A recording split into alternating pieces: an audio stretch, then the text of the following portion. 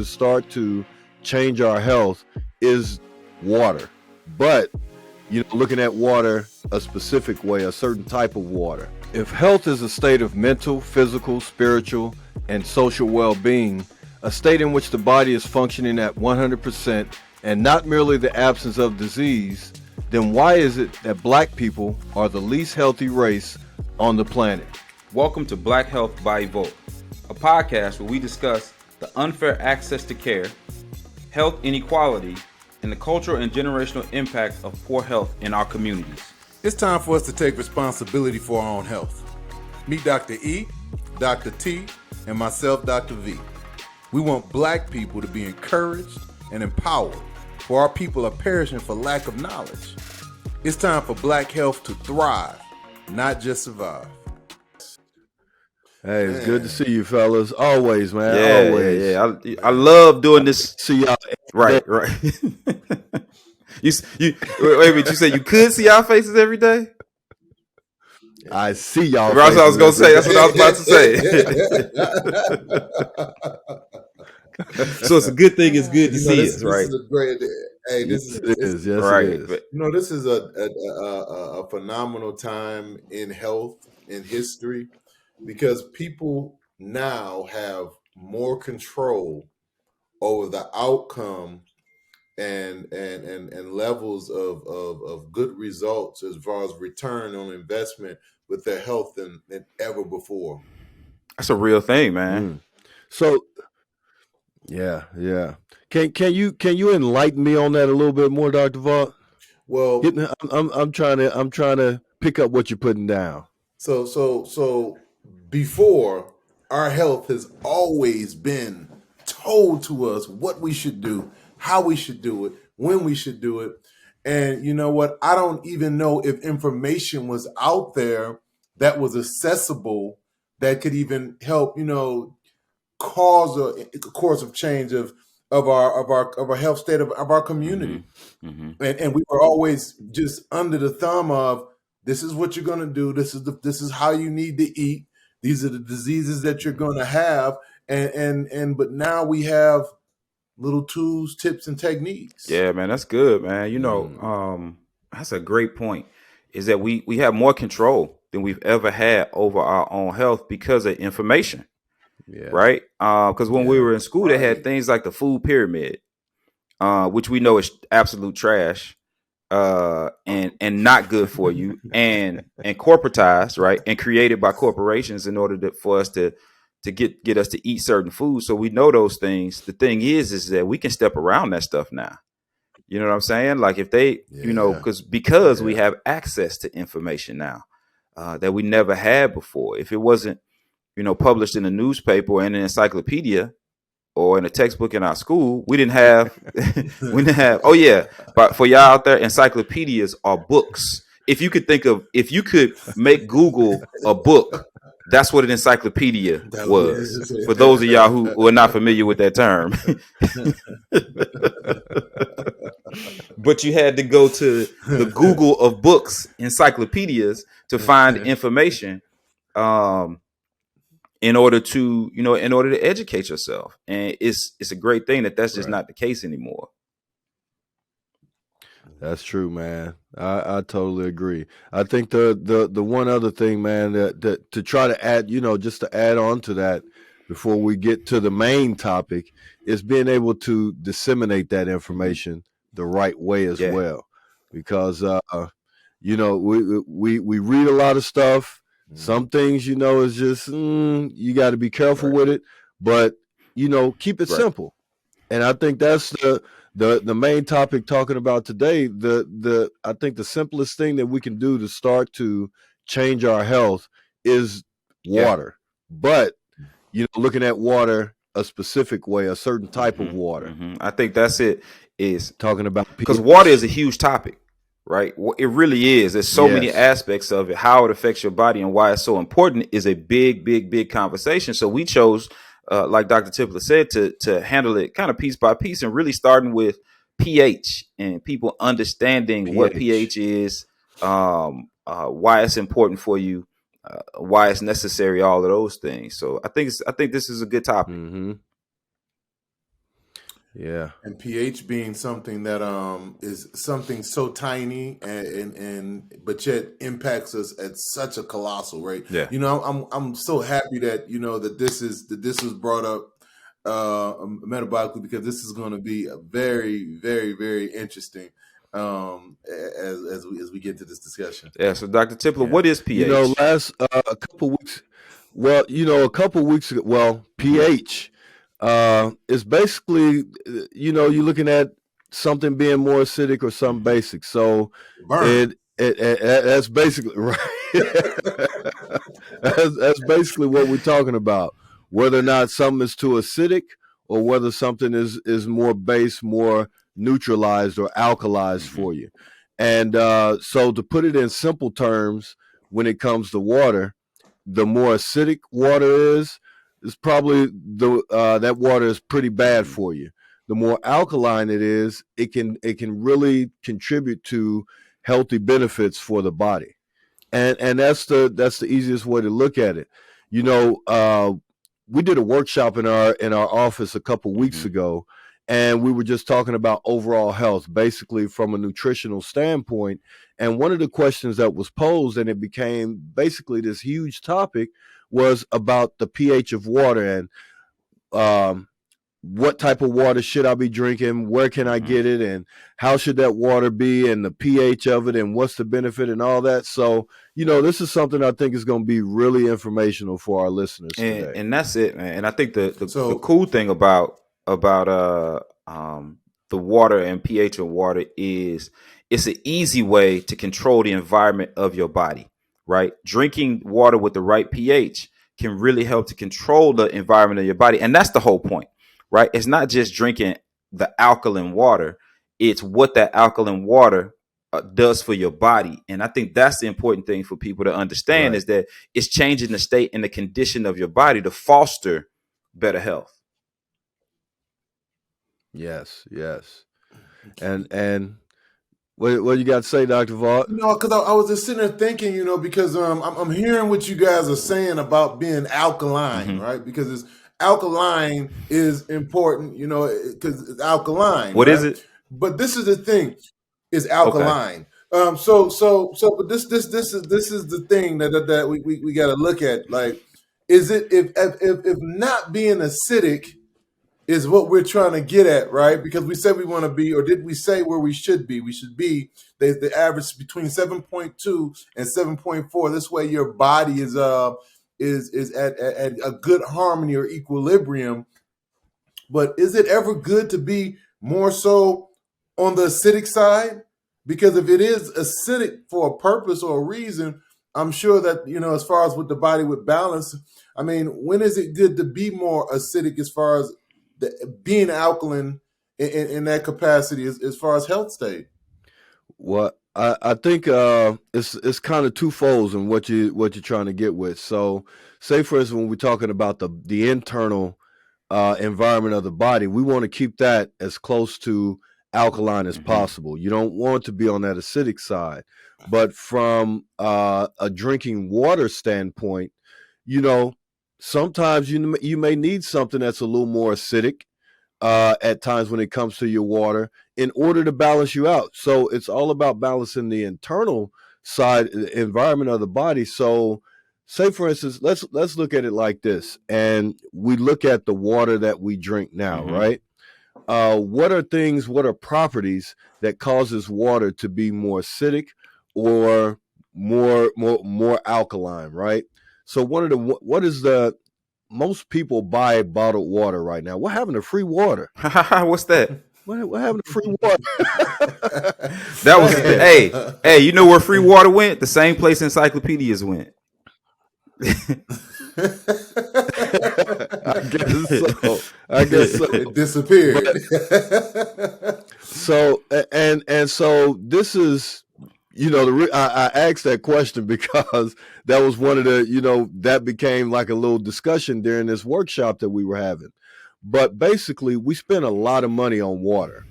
especially bottled water. And one of the things we talk about a lot. So if we're talking about alkaline water and we're buying all these bulks of plastic and bottled water, a lot of times we can still be doing ourselves a disservice. That's true. Because over time, if it's being attacked, you're sitting it out in the sun, you're sitting it, all these different things, and that can also alter the pH of that water even as it sits in the bottle. So you can buy some alkaline water, but it can still that pH still has the ability to change in that water. So when we're talking about this, I think again we go back to let's keep it simple. Let's just keep it simple when it comes to water. And the simplest way to put it is where can you get alkaline water? I think that was the number one question is like, well, where do I go get this water from? There's a couple, I think, really good sources. One, you can buy it, right? You can buy it bottled if you're buying it from the right place, right, and under the right conditions, right? We know that bottles, period, whether you drink alkaline water or whatever kind of water you drink, we know that it can't be shipped over a certain temperature because the chemicals leach from the bottle into the water, right? So the shipping has to be correct, which we know in this day and age can be very, very difficult. The other thing is that there are machines that you can buy and have in your home to get that alkaline water and change the pH of the water. So you have a couple different options, and investing in, whether you're buying it bottled or whether you're buying a machine, investing in the pH of your water is something that can be extremely beneficial for you and your family. Yeah. So how can somebody test their water at home if they drink tap water? Because now in St. Louis they say we have some of the best tap water in the country. That's a good water system. Strong Midwestern water system. Because we central.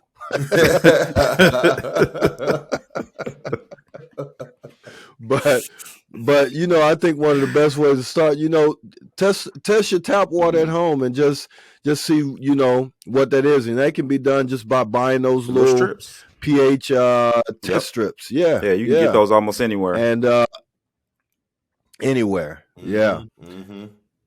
But I think the biggest thing, like what you said, Dr. Everett, there are all types of things that you can utilize at home rather than I made a big point about helping them to understand ways that you can save money with being healthy, because we think being healthy is very expensive. But when you're buying all this water, I got to go get me some, bottled water, alkaline water, you're spending a lot of money on it.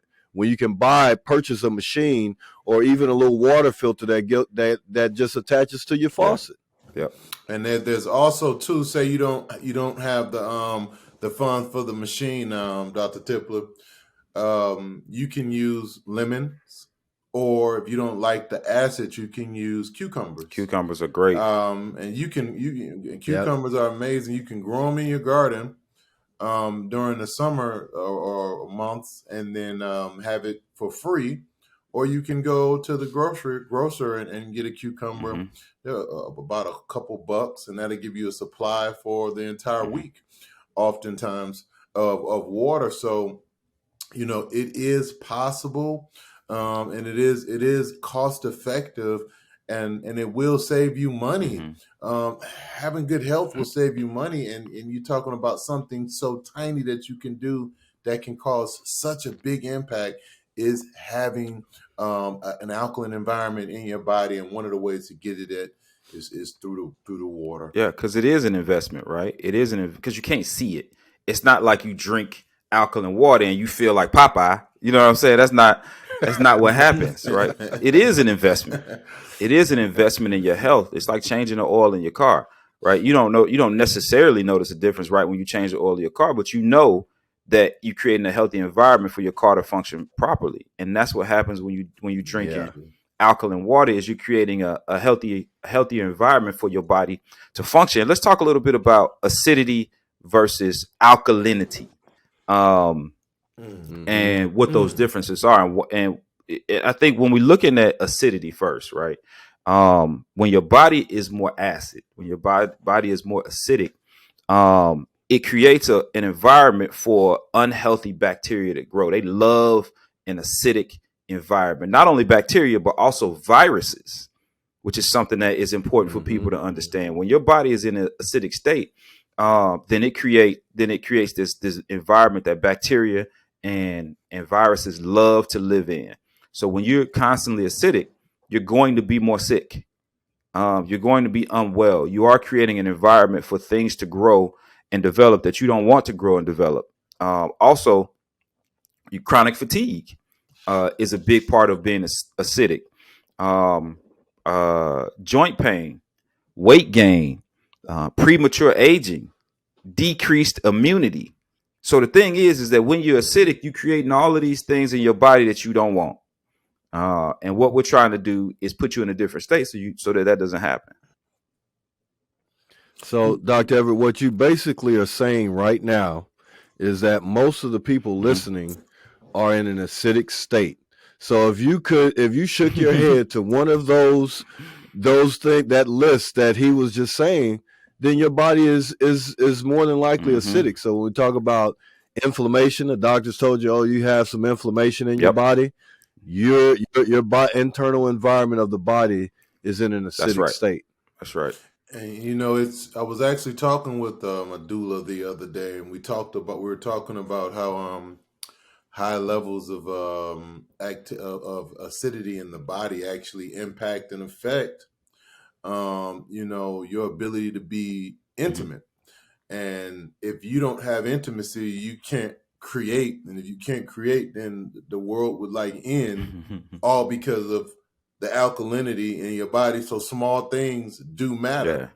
Small things. Yeah, I feel like alkalinity is like vibranium. What's the we in Wakanda, you know what I'm saying? Drinking water is like being in Wakanda. Water, is that serious and that important, right? Is that serious and that important? Yeah. And some of the good things when we're talking about on the alkaline side of things, the benefits are increased energy, improved digestion, better weight balance, right? You're able to stay at a more healthy weight, mental clarity, right? Get rid of that brain fog, fewer aches and pains. And I think, probably most important on the list is you do not create an environment that fosters ill health, that bacteria and viruses can grow and flourish in. When you're more alkaline, they don't like that.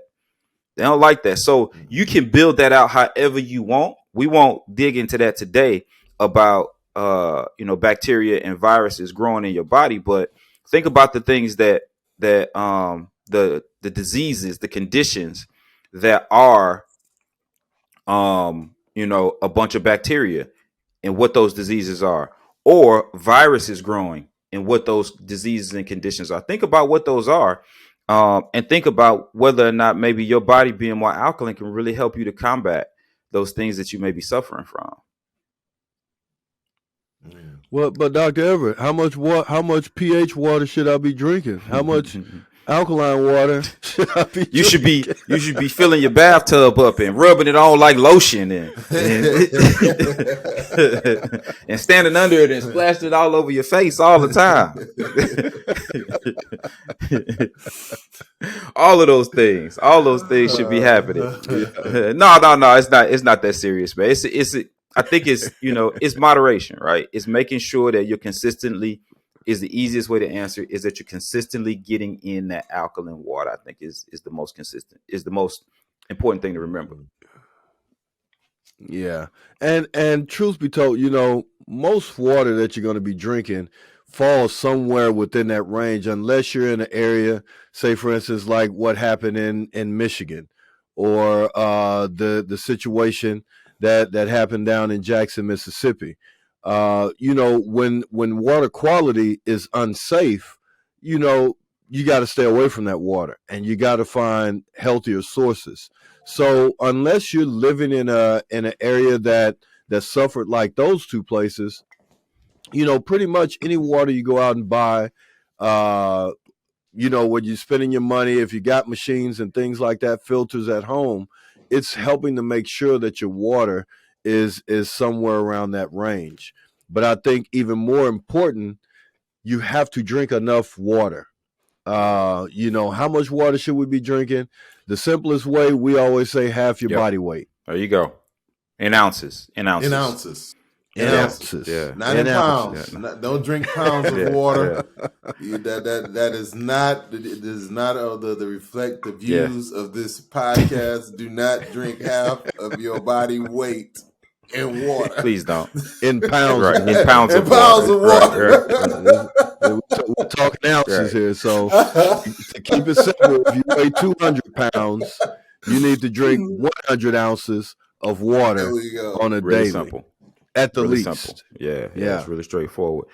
We all know how important drinking water is, and I think this is a topic we're going to dig into multiple times from different angles. But when it comes to pH, when it comes to alkalinity, which I feel like we need one of them bells again, alkalinity, it's critical, right? It's what we now. If you've been listening to this message today, what you now know and understand is that it's critical to your health, and it's something that you need to jump on, not now, but right now. Have a made up mind right now.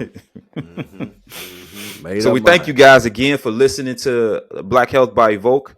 As always, our mission is to move the culture forward from a health standpoint, right? To advance us, to move us from where we are to where we want to be. And we always trying to do that in everything that we bring you guys. We really appreciate you guys supporting us, liking and subscribing and sharing this with your friends and your family. Yeah, so like Dr. Evans said, please do share. Little pieces of information can be extremely a blessing for someone in their health state, family, a friend. This could really be impactful for them. So thank you. Thank you.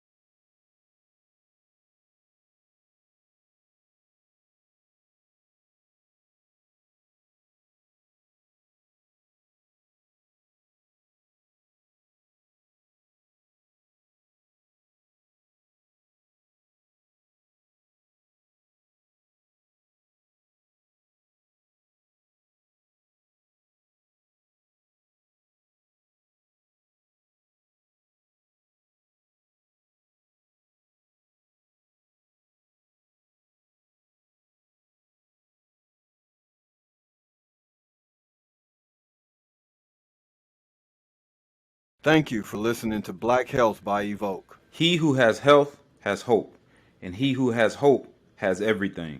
You can find us at www.evokingblackhealth.com or all social media platforms at Evoking Black Health.